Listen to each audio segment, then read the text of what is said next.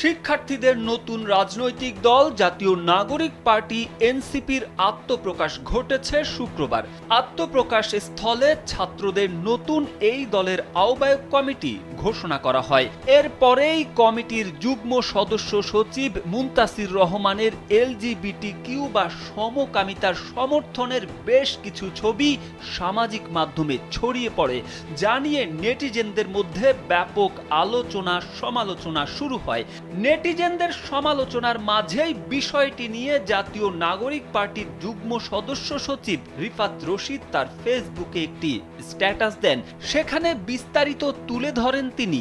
রশিদের পোস্টের 4 ঘন্টা পর বিষয়টিকে ইঙ্গিত করে ফেসবুকে স্ট্যাটাস দেন জাতীয় নাগরিক পার্টির দক্ষিণাঞ্চলের মুখ্য সংগঠক হাসনাত আব্দুল্লাহ।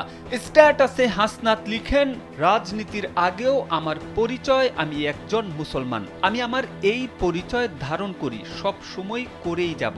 আমার বিশ্বাসকে কিংবা আমার দেশের মানুষের বিশ্বাসকে আঘাত করে কোনো রাজনীতি আমি কখনো করব না। স্ট্যাটাসে নিজের অবস্থানের কথা জানিয়ে এনসিপির এই নেতা লিখেন, স্পষ্ট কণ্ঠে জানিয়ে দিতে চাই, ধর্মীয় মূল্যবোধের পরিপন্থী কিছুই আমার বা আমাদের রাজনীতিতে কখনো জায়গা পাবে না।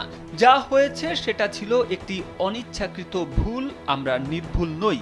কোনো ভুল করলে আপনারা আমাদের নিজের ভাই মনে করে ভুল ধরিয়ে দেবেন এবং যদি কিন্তু অথবা ব্যতীত আমাদের ভুল সংশোধন করে নিব।